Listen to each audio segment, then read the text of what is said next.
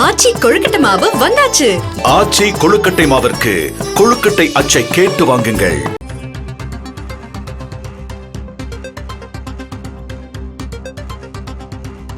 டெல்லியில் MP சுதாவிடம் chain பறிக்கப்பட்ட சம்பவத்தில் என்ன நடந்தது என்று கேள்வி எழுப்பப்பட்டிருக்கிறது.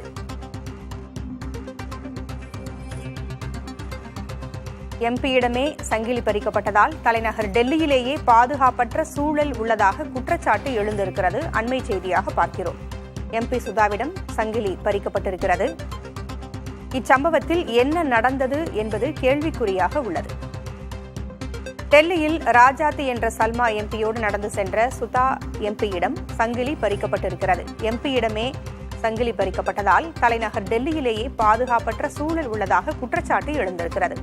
இன்று காலை டெல்லி தமிழ்நாடு இல்லத்திலிருந்து நடந்து சென்ற சுதா எம்பியிடம் சங்கிலி பறிக்கப்பட்டது. இது தொடர்பாக டெல்லியிலேயே பாதுகாப்பற்ற சூழல் இருப்பதாக குற்றச்சாட்டு எழுந்திருக்கிறது.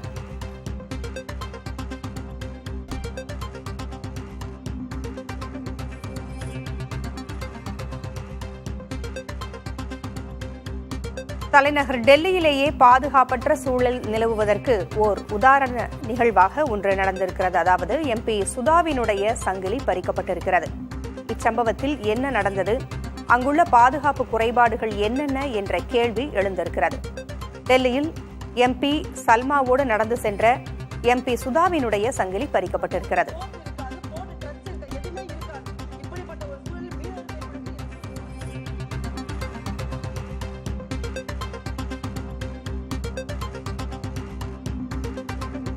நமது தொலைபேசி இணைப்பில் எம்பி சல்மா இருக்கிறார், பேசலாம். வணக்கம்மா.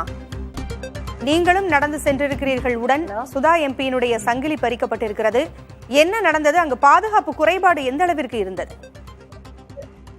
அது ஒரு முக்கியமான ஏரியா. நாங்க வாக்கிங் போற இடம் என்னன்னா, அத்தனை தலைநகரத்துல கூட மிகப்பெரிய ஒரு சாணக்கியபுரியில தான் எல்லா எம்பசியும் இருக்கு, தூதரகங்கள் எல்லாம்.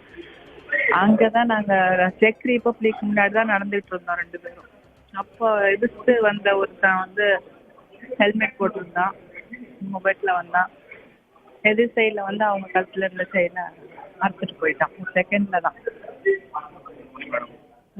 அங்க காவல்துறை பாதுகாப்பு இல்லையா? இல்ல, அங்க யாரும் இல்ல. இப்ப நீங்க பார்த்த வரை என்னென்ன பாதுகாப்பு குறைபாடுகள் அந்தந்த இடத்துல இருக்கிறதா நீங்க உணர்றீங்கம்மா?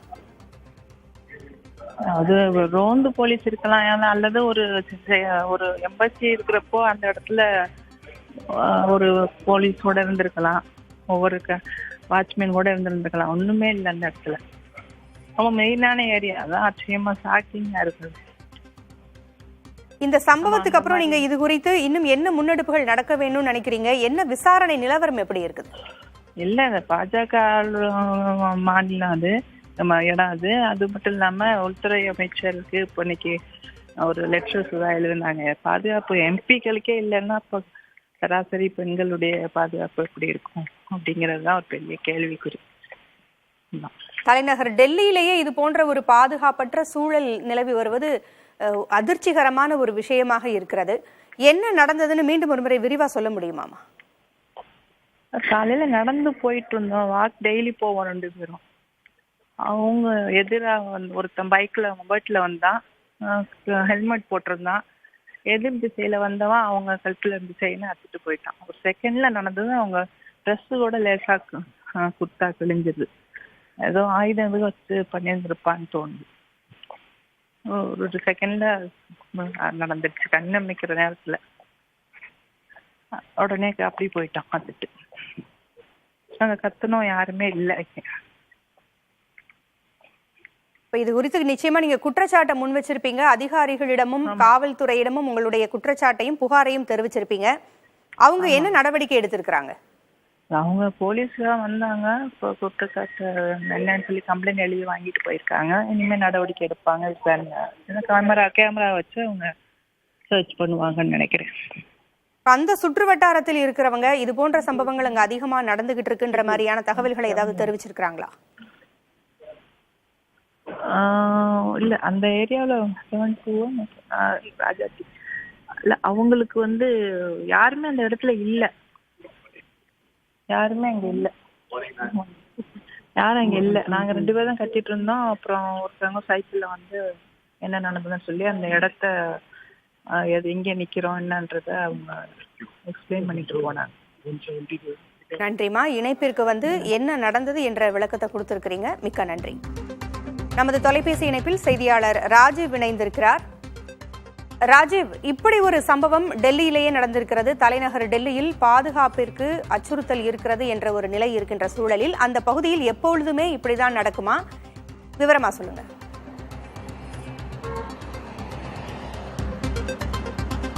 பூங்குழலி, தலைநகர் டெல்லியை பொறுத்தவரை பாதுகாப்பு வலயத்திற்குள் கட்டுப்பாட்டிற்குள் இருக்கக்கூடிய ஒரு நகரமாக தான் பார்க்கப்படுகிறது. காரணம், இங்கு நாடாளுமன்றம் அதே போல அனைத்து அந்த துறைகளும் சார்ந்த தலைமையகங்களும் இங்குதான் இருக்கு. கட்சியினுடைய தலைமையகங்கள், அரசியல் கட்சிகளுடைய தலைமையகங்களும் இங்க இருக்கிறது. மட்டுமல்லாமல் வெளிநாட்டு தூதரகங்களும் வந்துட்டு இங்கதான் இருக்கிறது. இது போன்ற ஒரு தூதரகத்தின் வெளியே தான் இன்றைய தினம், இன்று காலை இந்த சம்பவம் நடந்திருக்கின்றது.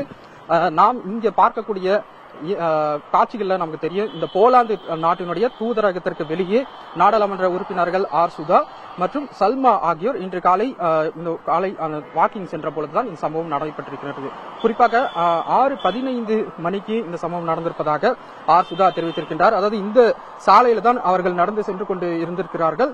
இங்கு சென்று கொண்டிருந்த போது எதிரே இருந்து 2 சக்கர அந்த வாகனத்தில் ஹெல்மெட் அணிந்து வந்த அந்த மர்ம நபர் தான் அந்த சங்கிலியை பறித்து சென்றிருக்கின்றார். அந்த சம்பவத்தில் ஆர் சுதா அவர்கள் சிறிது லேசான காயமும் அவர்களுக்கு ஏற்பட்டிருக்கின்றதாக அவர் தரப்பிடமிருந்து தெரிவிக்கப்பட்டிருக்கின்றது.